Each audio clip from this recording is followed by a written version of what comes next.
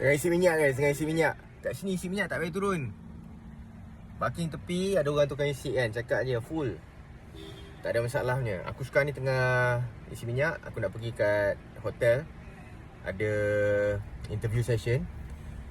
Apa sinonimnya kalau kita buat interview yang besar-besaran ni? Maknanya macam dia nak cari ramai talent, candidate. Macam dulu aku dekat syarikat lama aku nak cari polis bantuan. Aku nak cari polis bantuan, aku nak memang cari ramai lah guys. Interview mesti kena buat kat hotel punya. Macam ni kan, kita nak cari technician, kita nak cari macam engineer, aircraft engineer, apa benda semua ni pun dia memang mesti buat kat hotel punya.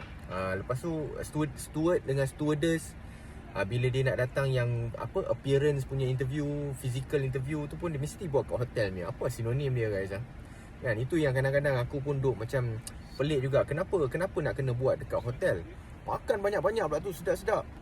Makan sedap-sedap guys. Kita yang datang ni, kita duk makan lah kopi semua yang mahal-mahal ni, free je kan. Tu yang best je.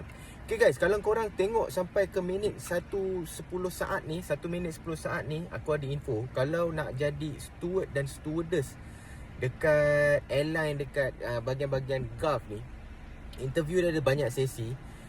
Dia ada sesi video dan dia ada sesi assessment cognitive personality dengan working style punya assessment tu.